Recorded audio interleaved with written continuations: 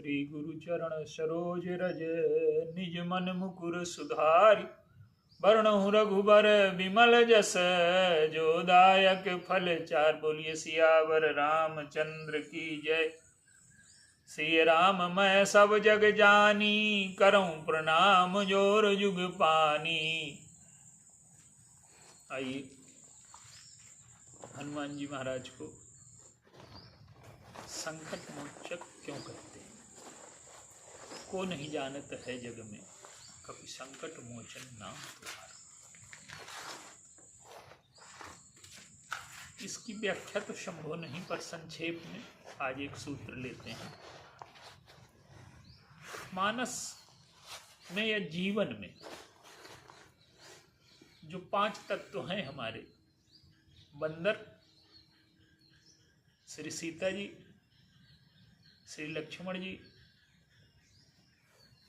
श्री भरत जी, इन सब के प्राणों की रक्षा हनुमान जी महाराज के द्वारा होती है।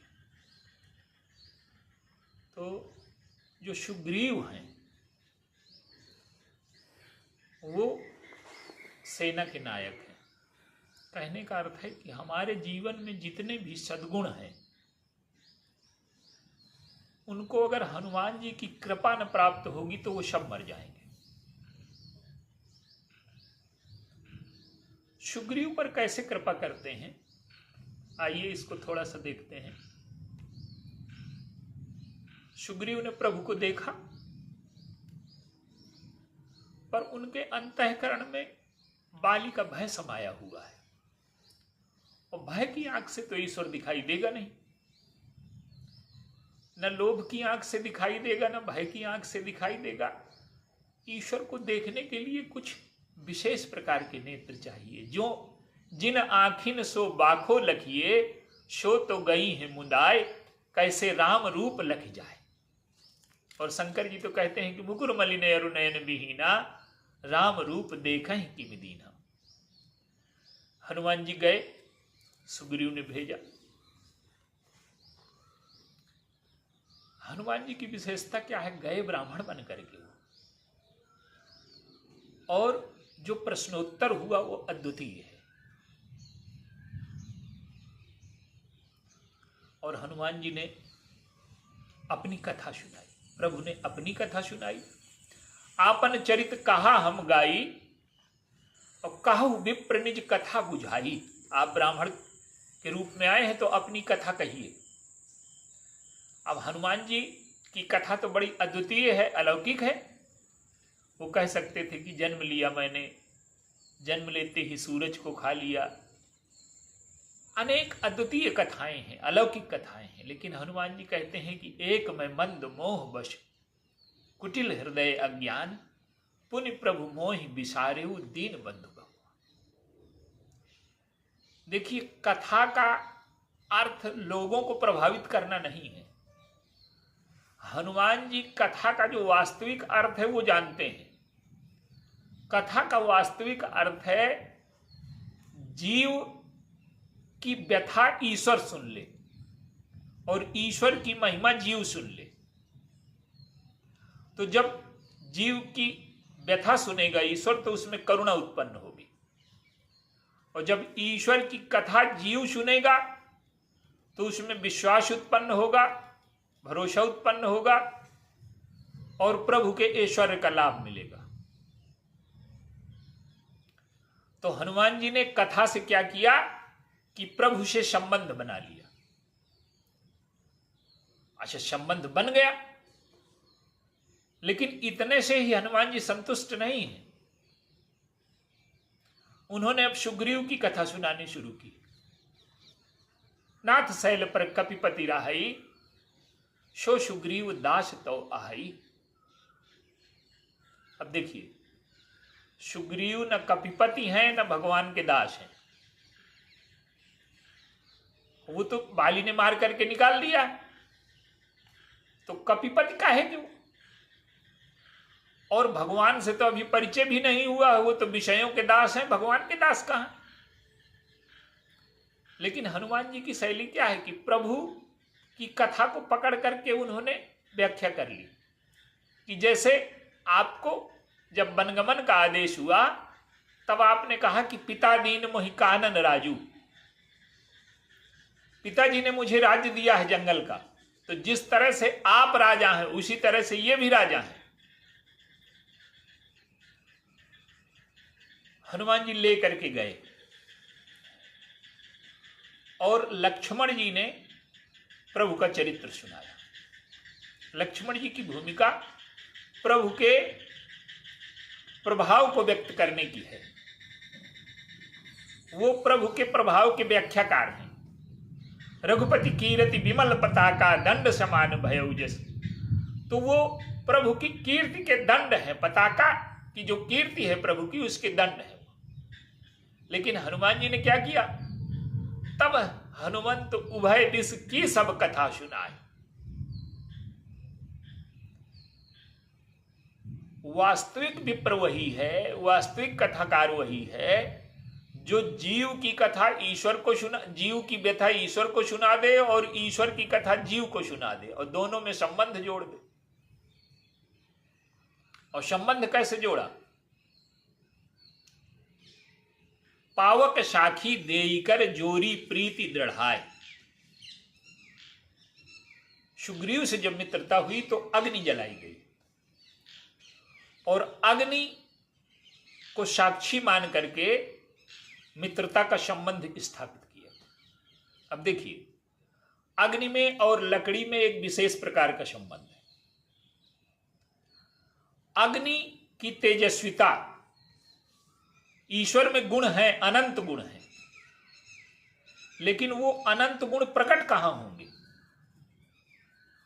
वो सर्वज्ञ है, सर्वशक्तिमान है, उसमें सारी विशेषताएं हैं, लेकिन जीव न हो तो उसके गुण प्रकट नहीं हो सकते। वो उदार है पर उदारता किसी पर तो दिखाएगा। वो दानी है, दान किसी को तो देगा। वो शक्तिमान है, किसी की रक्षा करेगा तभी तो शक्तिमान होगा। तो बिना जीव के ईश्वर के गुण व्यक्त नहीं हो सकते। तो लकड़ी है सुग्रीव और अग्नि है भगवान राम। और अगर लकड़ी ना हो तो अग्नि प्रज्वलित नहीं होगी। तो जीव और ईश्वर का संबंध लकड़ी और अग्नि की तरह से है। और जब लकड़ी जलने लगती है तो वो अग्नि रूप ही हो जाती है। हमारे जीवन में जैसे अग्नि है, तो अग्नि हमें ठंडी लग रही है और लकड़ी का चाहे जितना बड़ा ढेर लगा हो तो हमारी ठंडी दूर होगी क्या? लेकिन उसी में आग लग जाए तो वही लकड़ी हमारी शीत को दूर कर देगी। तो इसी प्रकार से जीव है, जब तक वो ईश्वर से अभिन्नता नहीं स्थापित करता तो वो ना अपनी समस्याओं का समाधान कर सकता है ना सामने वाले। तो हनुमान जी ने सुग्रीव और भगवान राम की मित्रता स्थापित करा दी। भगवान राम कहते हैं कि आग और लकड़ी तो सबको दिखाई दे रही है, लेकिन तुम्हारी वजह से ही ये दोनों जुड़े रहेंगे। माने हवा दिखाई नहीं देती और हवा ना हो तो ना आग काम करेगी ना लकड़ी काम करेगी। तो हनुमान जी संत हैं, तो जीव और ईश्वर को मिलाने में जो भूमिका है वो संत की है, कथावाचक की है। और संत ना हो तो ईश्वर और जीव को कोई मिला नहीं सकता। तो भगवान कहते हैं कि तुम दिखाई नहीं देते पर भूमिका तो तुम्हारी ही है। तो जीव और ईश्वर को मिलाने की जो मुख्य भूमिका है वो हनुमान जी की है। वो संत हैं, लेकिन सुग्रीव ज्ञान होते हुए भी। सुग्रीव और हनुमान जी कौन है? हनुमान जी वैराग्य हैं और सुग्रीव है ज्ञान। लेकिन सुग्रीव साधन ज्ञान है। कब वो जीव का जो ज्ञान है, जो साधन ज्ञान है, कभी होता है कभी मिट जाता है। कबहु दिवस मह निबिड़तम कबहु प्रकट पतंग और उपजय विनिशय ज्ञान जी में पाई कुशंग सुशंग। प्रभु की कृपा हो गई प्रभु की उदारता, प्रभु की कृपा मिल गई सुग्रीव को, लेकिन उन्होंने दुरुपयोग करना शुरू कर दिया, भूल गए। प्रभु ने कहा था कि संतत हृदय धरे मम काजू, अंगद सहित करहु तुम राजू। अंगद के सहित राज्य करना, लेकिन मेरे काम का ध्यान रखना। और प्रभु का कोई कार्य नहीं है, वो कार्य जीव का है। भक्ति की खोज जीव का कार्य है, ईश्वर का कार्य नहीं है। जीव के जब दोष दूर हो जाएंगे, भक्ति मिल जाएगी, तो उसके जीवन में पूर्णता होगी। अब सुग्रीव जी प्रमाद में आ गए, प्रभु के स्वभाव का दुरुपयोग करने लगे। अब हनुमान जी ने देखा कि दवा का दुरुपयोग हो रहा है, तो गए, निकट जाए चरणन सिरुनावा।